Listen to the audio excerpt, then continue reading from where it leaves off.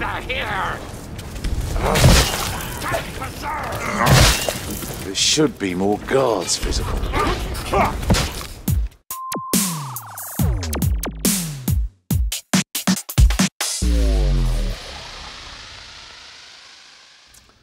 So Tom, Warhammer End Times Vermintide is not simply a interesting series of proper nouns. It's in fact a video game we will be able to play later this year. It is. You've already played it. I did. I got to play it right around GDC. And I've seen it. I wrote this feature story in this magazine about it. Oh my goodness. What magazine is that?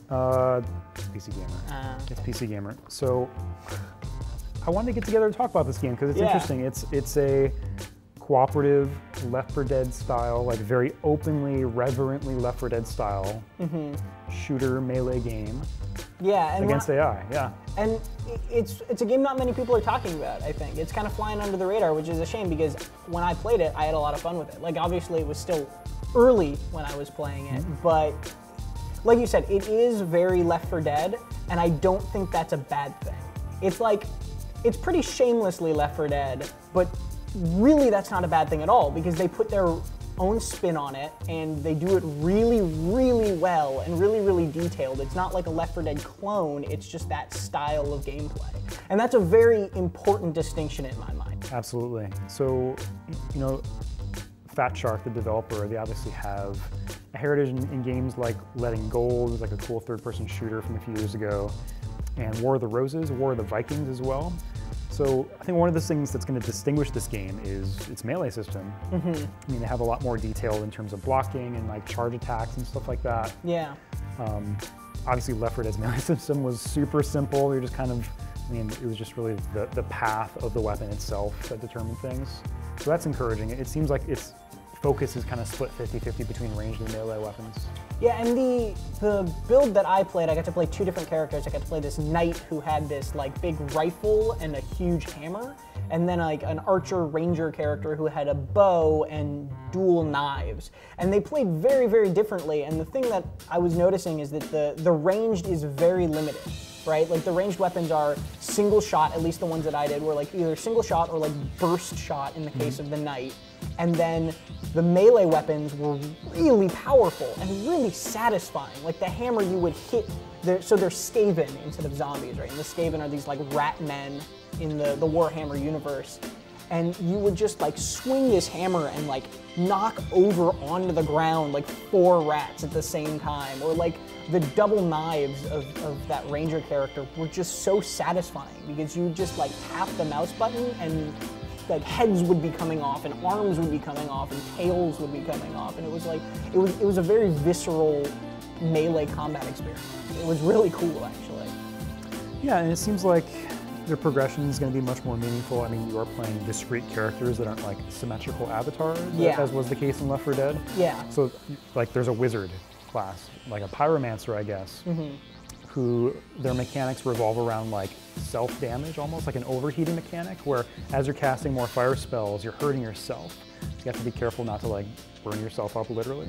And there's 5 classes, I believe, that they're going to end up with. I was only able to play the 2, but since you're only allowed to have one person playing that class per team, or like per group, everybody's going to be different, and everybody's going to bring something different to the team.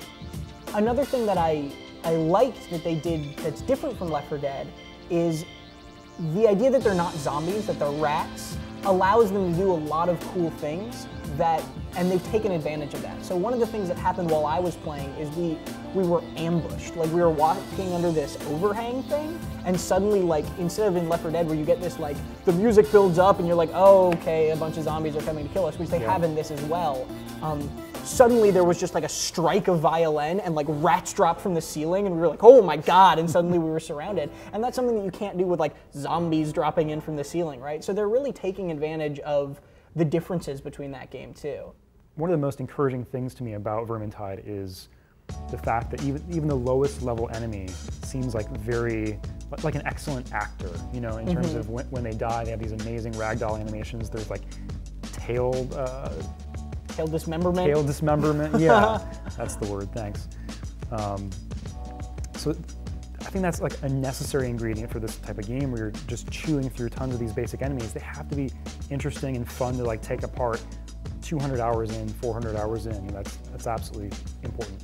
And part of that, actually, they were showing me that the rats only like to fight you when they're outnumbering you. So if you just come across like one rat who's just like hanging out or like eating something, he'll cower away and he'll like back up against a corner and like look really scared, and then like a couple rats will turn the corner and then they'll all jump on you at the same time.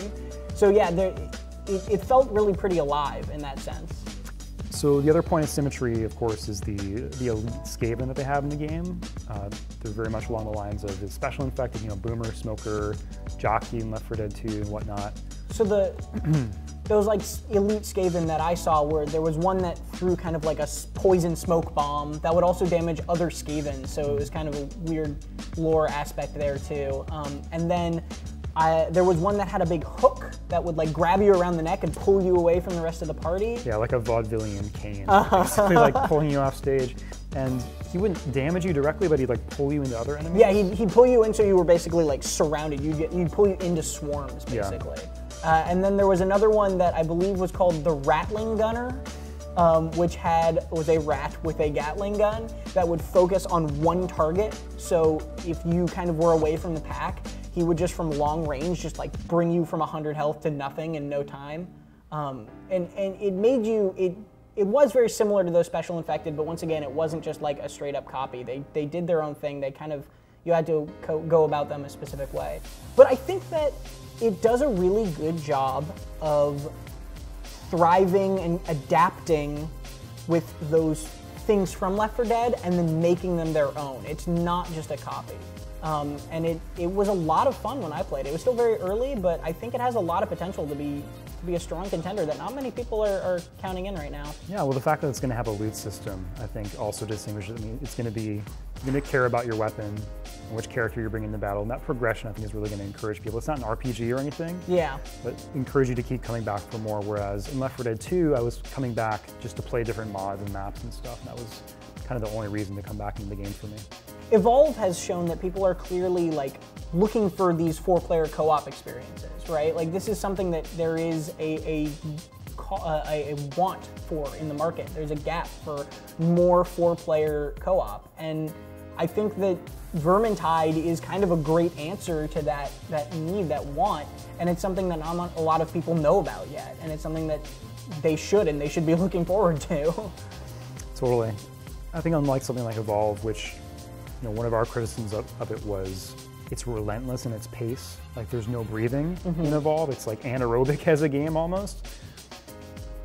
Left 4 Dead style experiences are much more social, much more relaxed. Obviously you can play them in a hardcore way where you're like playing the highest difficulty, and you're trying to get to the end boss and whatnot and do it perfectly, but it's much more relaxed to me. It's a game you know, you play with a beer or something, you play with your pals, and you're talking as you're going. And that's the experience I had, you know, when I was playing with the developers. It was like we were cracking jokes in between waves, and then when you got into the wave, it was like, it was hardcore and it was pumping.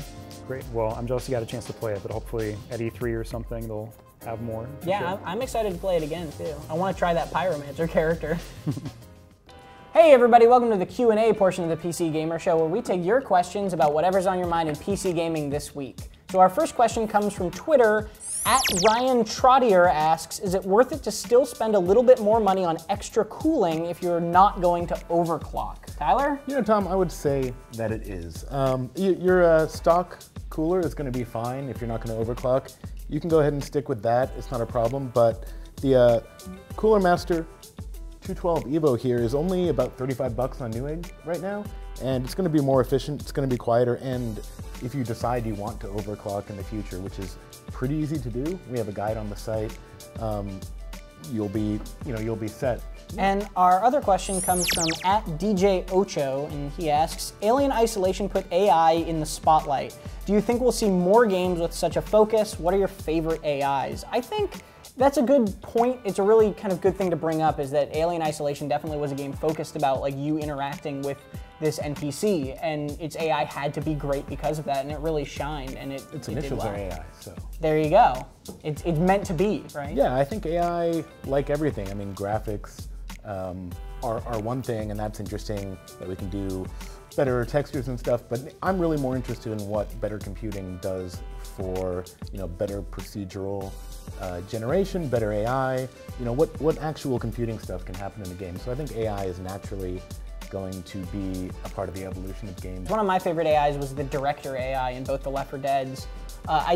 It was so compelling, and it kind of always knew the right moment to like kick things up a notch, and it always pushed the game. I think it was one of the main reasons Left 4 Dead is so iconic as it is because the AI in that game knew when to give you a break and knew when to just throw hell at you. Well, thanks very much for your questions. Be sure to ask us whatever's on your mind in PC gaming this week with the hashtag AskPCGamer on our Twitter, our Facebook page, on PCGamer.com, in the comments of the YouTube section, or on our Steam group. Thanks very much, and we'll see you next week.